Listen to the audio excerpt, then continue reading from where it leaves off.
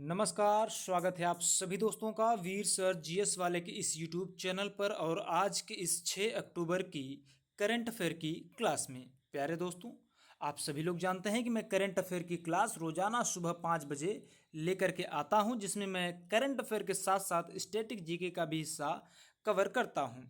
अगर बात किया जाए इनमें मैं किन टॉपिक्स को कवर करता हूं, तो इसमें मैं international news, national news, award news, defence news, sport news and science tech news को मैं कवर करता हूं।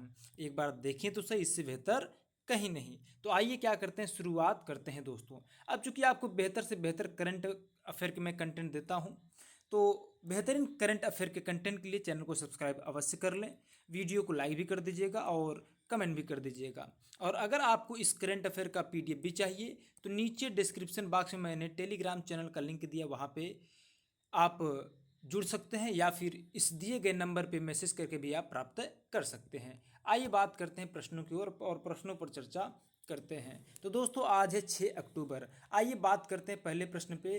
पहला प्रश्न हमारा क्या कहता है दोस्तों? पहला प्रश्न कहता है कि विश्व वास्तुकला दिवस यानी वर्ल्ड आर्किटेक्चर डे प्रत्येक वर्ष किस तारीख को मनाया जाता है? 3 अक्टूबर, 4 अक्टूबर, 5 अक्टूबर और 6 अक्टूबर। तो इसमें से आपको चूज करना, तो दोस्तों इसका सही उत्तर हो जाएगा 6 अक्टूबर। वास्तव में जो विश्व वास्तुकला दिवस होता है इस बार कितने तारीख को मनाया जाएगा? तो इस बार जो कि 6 अक्टूबर को मनाया जाएगा। क्या? वर्ल्ड आर्किटेक्चर डे या विश्व वास्तुकला दिवस। ध्यान रखिएगा, जो विश्व वास्तुकला दिवस होता है यह अक्टूबर महीने में जब भी पहला सोमवार पड़ता है, ठीक है, जब अक्टूबर महीने का फर्स्ट मंडे पड़ता है, चाहे जय तारीख, उससे नहीं मतलब है 1 तारीख, 2 तारीख, 3 तारीख, 4, 5, 6, चाहे जय तारीख हो, तारीख से नहीं मतलब है। जो पहला सोमवार होता है, पहला मंडे होता है, उसी दिन वर्ल्ड आर्किटेक्चर डे मनाया जाता है। अब आर्किटेक्चर या वास्तुकला का मतलब आप समझ गए होंगे, नहीं समझ रहे होंगे तो यहाँ पे चित्र के माध्यम से तो आप समझ ही गए होंगे, है ना। फिर भी नहीं समझ में आया तो कमेंट करके हमसे फिर पूछ लीजिएगा, मैं फिर से बता दूंगा, ठीक है। चलिए, तो विश्व वास्तुकला दिवस हर साल अक्टूबर के पहले सोमवार यानी पहले मंडे को मनाया जाता है, जिसकी शुरुआत 1985 में अंतर्राष्ट्रीय वास्तुकार संघ यानी यूआईए ने किया था। इस दिन का उद्देश्य प्राचीन और आधुनिक वास्तुकला के महत्व को पहचानना, महान वास्तुशिल्प कृतियों की सराहना करना और मानव जीवन तथा शहरों के भविष्य के प्रति वास्तुकारों की सामूहिक जिम्मेदारी को याद दिलाना है। बात करते हैं, अच्छा आगे ध्यान रखिएगा, चूंकि दिवस की बात हो रही थी, तो 1 अक्टूबर को क्या मनाया जाता है जी? अंतर्राष्ट्रीय वृद्धजन दिवस, या उसी दिन स्वैच्छिक रक्तदान दिवस भी मनाया जाता है, वो भी ध्यान में रखना है। अंतर्राष्ट्रीय वृद्धजन दिवस और स्वैच्छिक रक्तदान दिवस यानी रक्तदान दिवस भी उसी दिन मनाया जाता है, 1 तारीख को, 1 अक्टूबर को। 2 तारीख को मनाया जाता है अंतर्राष्ट्रीय अहिंसा दिवस, जो कि 2007 से मनाने की इसकी प्रथा शुरू हुई। कब से? 2007 से अंतर्राष्ट्रीय अहिंसा दिवस मनाया जा रहा है 2 अक्टूबर को। इससे पहले 2 अक्टूबर को आप जानते हैं गांधी जयंती और लाल बहादुर शास्त्री की जयंती मनाई जाती है। बॉयफ्रेंड डे मनाया जाता है आपका 3 अक्टूबर को। 4 अक्टूबर को मनाया जाता है विश्व पशु दिवस यानी वर्ल्ड वर्ल्ड एनिमल डे। 5 अक्टूबर को मनाया जाता है विश्व शिक्षक दिवस यानी वर्ल्ड टीचर डे। और आज है 6 अक्टूबर, और 6 अक्टूबर को मैंने बताया वर्ल्ड आर्किटेक्चर डे मनाया जाता है। इस प्रकार से जैसे जैसे हम आगे बढ़ते जाएंगे, आपको पीछे के जो डे हैं, जो दिवस हैं, उसको मैं रिवाइज करते हुए चलूंगा दोस्तों। ये प्रश्न बड़ा इंपॉर्टेंट है, हालांकि इसको 2 दिन पहले मुझे करा देना चाहिए था, लेकिन आज मैं करवा रहा हूँ, कोई बात नहीं। पंडित छन्नूलाल मिश्र कौन थे? पंडित छन्नूलाल मिश्र कौन थे दोस्तों? एक प्रसिद्ध बॉलीवुड अभिनेता थे, या प्रसिद्ध क्रिकेट खिलाड़ी थे, या प्रसिद्ध राजनीतिज्ञ थे, या या कहें कि एक प्रख्यात हिंदुस्तानी शास्त्रीय गायक। तो दोस्तों इसका ऑप्शन नंबर डी से हो जाएगा कि जो पंडित छन्नूलाल मिश्र थे वे एक प्रख्यात हिंदुस्तानी शास्त्रीय गायक थे, ठीक है। अब शास्त्रीय की बात आती है, अगर मैं आपसे पूछूं कि शास्त्रीय नृत्य कुल कितने होते हैं, तो टोटल 8 होते हैं। इन्हीं में से जो आपके पंडित छन्नूलाल मिश्र हैं ये शास्त्रीय गायक थे दोस्तों। क्या थे? ये शास्त्रीय गायक थे। अच्छा, सबसे महत्वपूर्ण बात कि ये बनारस घराने से क्या करते हैं? संबंध रखते हैं, बनारस घराने से, ठीक है। आपसे पूछ ले कि पंडित छन्नूलाल मिश्र जिनका भी हाल ही में निधन हुआ, वह किस घराने से संबंध रखते हैं? तो बनारस घराने से संबंध रखते हैं। तो पंडित छन्नूलाल मिश्र का निधन हो गया है। वे एक प्रख्यात हिंदुस्तानी शास्त्रीय गायक और पद्म विभूषण से सम्मानित थे। इनको जो कि पद्म विभूषण सम्मान भी दिया गया था, पुरस्कार भी दिया गया था। आपके स्क्रीन पर आप देख सकते हैं इनको, ठीक है। इसलिए मैंने तस्वीर लगाया ताकि आप जो कि अच्छे से चीज़ों को समझें और पढ़ सकें। लंबी बीमारी के बाद 89 वर्ष की आयु में उत्तर प्रदेश के मिर्ज़ापुर में उनका निधन हो गया। उनका जन्म 1936 में आजमगढ़ में हुआ था और समय के साथ वे भारतीय शास्त्रीय संगीत के सबसे सम्मानित व्यक्तियों में से एक बन गए और ये बनारस घराने से संबंध या कहें कि ताल्लुकात रखते हैं। तीसरा प्रश्न है दोस्तों एनसीसी को लेकर के, ठीक है। 1 अक्टूबर 2025 को राष्ट्रीय कैडेट कोर है ना, एनसीसी जिसको आप लोग कहते हैं, नेशनल कैडेट कोर, इसको नेशनल कैडेट कॉर्प्स कहते हैं, CORPS, ठीक है। तो नेशनल कैडेट कॉर्प्स या हिंदी में कहते हैं नेशनल या राष्ट्रीय कैडेट कोर कहते हैं। तो इसके नए महानिदेशक के रूप में किसने पदभार ग्रहण किया है, किसने पद संभाला है? तो दोस्तों इसका सही उत्तर हो जाएगा लेफ्टिनेंट जनरल वीरेंद्र वत्स ने। किसने? लेफ्टिनेंट जनरल वीरेंद्र वत्स ने क्या किया है? एनसीसी के नए महानिदेशक का पद संभाला है, ठीक है। इसका जो वाक्य है वह है एकता और अनुशासन, ठीक है। आपसे पूछता है इसका आदर्श वाक्य क्या है। चलिए, तो आपके स्क्रीन पर दिख रहे हैं वीरेंद्र वत्स, ठीक है। तो लेफ्टिनेंट जनरल वीरेंद्र वत्स ने एनसीसी के नए महानिदेशक का पदभार ग्रहण किया।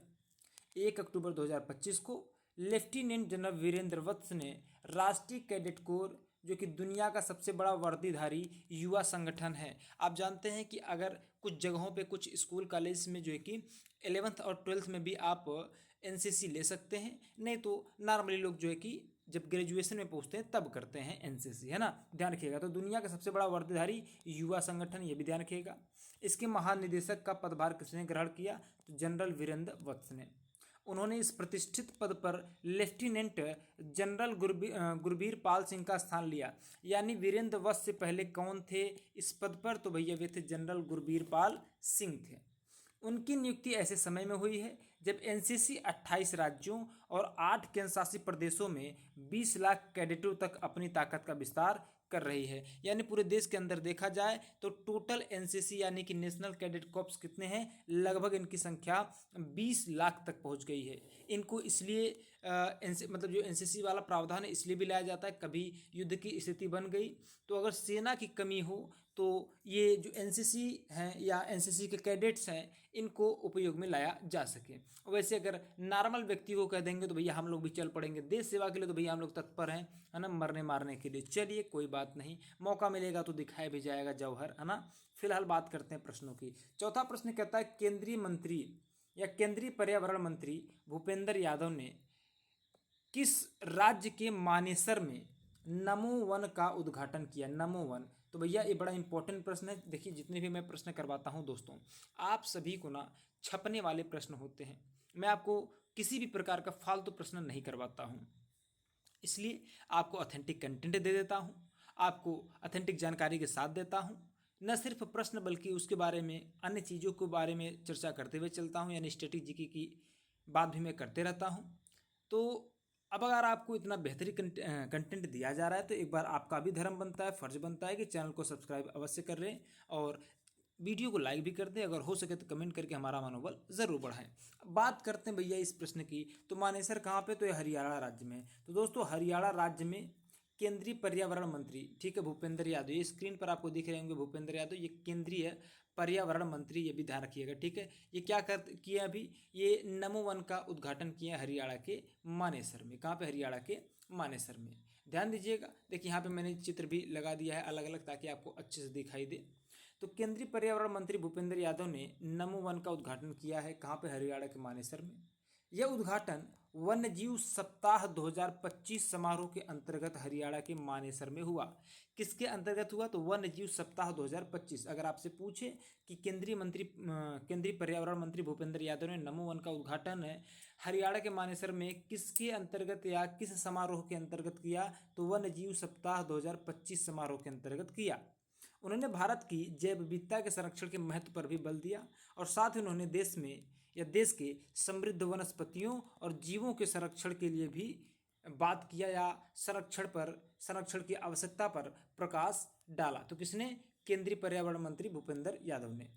अगला प्रश्न है पांचवा, कहता है दोस्तों कि जनजातीय ग्राम विजन 2030, मतलब कि जो जनजाति लोग हैं उनके जो गांव हैं, तो जनजातीय ग्राम विजन 2030 घोषणा को अपनाने के लिए विशेष ग्राम सभा में कितने जनजातीय गांवों और टोलों ने भाग लिया था? तो दोस्तों हम कहेंगे सर लगभग 1 लाख से ज़्यादा। तो भैया लगभग 1 लाख जनजातीय लोग क्या करते हैं, विजन 2030 की जो घोषणा है उसको अपनाने के लिए भाग लेते हैं, है ना। इस जिसका नाम है आदि कर्मयोगी अभियान। अभी मैं इसके बारे में आगे चर्चा करता हूँ और आपको बताता हूँ। देखिए आदि कर्मयोगी अभियान 2025 कब हुआ भैया? 2 अक्टूबर 2025 को हुआ, जहाँ पे जनजाति सशक्तिकरण के लिए विशेष पहल की शुरुआत किया गया। 20 लाख आदि कर्मयोगी और 1 लाख गांव और 550 जिलों में इसकी भागीदारी हुई। 2 अक्टूबर 2 अक्टूबर का दिन था जहाँ पे ग्राम सभा में विलेज विजन 2030 और एक्शन प्लान्स पर चर्चा की गई, है ना। यहाँ पे यानी सारी चीज़ों को मेंशन कर दिया गया। तो दोस्तों 2 अक्टूबर 2025 को 1 लाख आदिवासी गांवों और टोलों में एक विशेष ग्राम सभा आयोजित किया गया। इसका उद्देश्य आदिवासी ग्राम सभा या आदिवासी ग्राम विजन 2030 घोषणा को आधिकारिक रूप से अपनाना था। यह पहल जनजातीय मामलों के मंत्रालय द्वारा शुरू किए गए आदि कर्मयोगी अभियान का हिस्सा है। यह जो है कि किस अभियान का हिस्सा है? तो आदि कर्मयोगी अभियान का हिस्सा है। आदि कर्मयोगी अभियान दुनिया का सबसे बड़ा आदिवासी जमीनी स्तर का नेतृत्व कार्यक्रम, यानी आदिवासियों के लिए काम करने वाला सबसे जमीनी स्तर पर यह संगठन है। ठीक है, इस बात को आपको ध्यान रखना है। अगला प्रश्न कहता है दोस्तों कि भारत की भारोत्तोलक मीराबाई चानू, ठीक है, भारोत्तोलक मतलब कि ये जो वजन उठाती हैं, यहाँ पे आपको चित्र में दिख रहा होगा कि ये काफ़ी सारा भार उठाई हुई हैं, ठीक है। तो भारत के भारोत्तोलक मीराबाई चानू ने नार्वे के फोर्डे में विश्व चैंपियनशिप में महिलाओं की किस किलोग्राम की श्रेणी में रजत पदक जीता है, यानी कि चांदी वाला जो पदक होता है उसको जीता है। तो पहली बात, नार्वे कहाँ है? तो भैया नार्वे है यूरोप महाद्वीप में। नार्वे की राजधानी क्या है? ओस्लो है। और नार्वे जो है कि डेवलप्ड कंट्रीज में से एक है। तो यहाँ पे क्या किया गया, विश्व चैंपियनशिप आयोजित किया गया, जहाँ पे महिलाओं की 48 किलोग्राम की जो श्रेणी थी, इसमें मीराबाई चानू ने रजत पदक जीता है। अब अगर इनके बारे में और डिटेल से बात करें, भैया ये कितना वजन उठाई हैं, तो ध्यान से सुनिएगा। भारत की भारोत्तोलक मीराबाई चानू ने नार्वे के फोर्डे में आयोजित विश्व चैंपियनशिप में महिलाओं के 48 किलोग्राम वर्ग में रजत पदक जीता। 48 किलोग्राम मतलब इनका वजन कितना रहा? इनका वजन जो है कि 48 किलोग्राम रहा। कितना रहा? 48 किलोग्राम, यानी मीराबाई चानू का टोटल वजन 48 किलोग्राम था। अब इन्होंने कितना वजन उठाया उसकी बात करते हैं। तो उन्होंने कुल 199 किलोग्राम भार उठाया।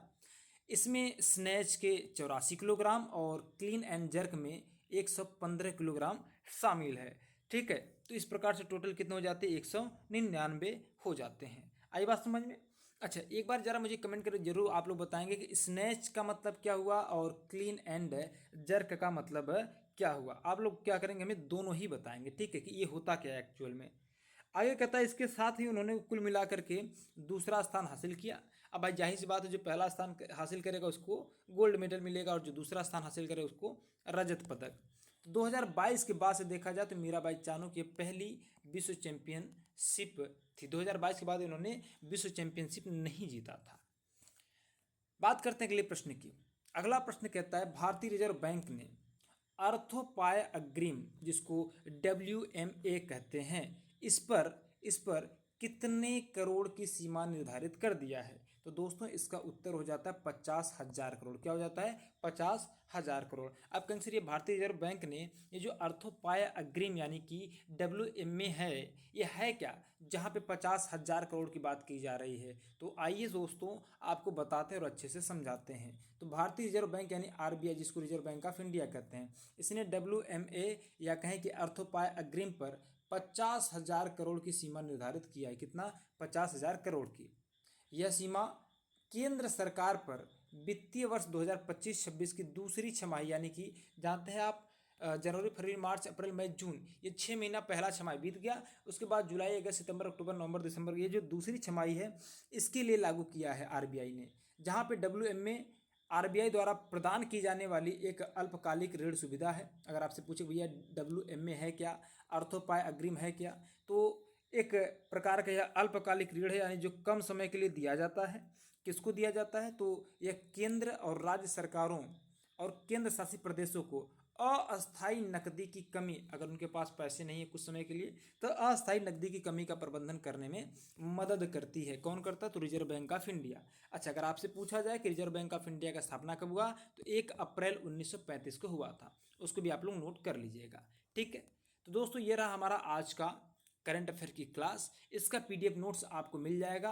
आप इस नंबर पे व्हाट्सअप कर सकते हैं या फिर इसी वीडियो के डिस्क्रिप्शन बॉक्स में जो है कि टेलीग्राम चैनल का लिंक दिया गया है, आप टेलीग्राम चैनल को ज्वाइन कर सकते हैं, जहाँ पे मैं रोज़ का रोज़ क्या करता हूँ, आपको पीडीएफ नोट्स भेज देता हूँ। साथियों, आई होप आपको वीडियो बहुत ज़्यादा पसंद आया होगा।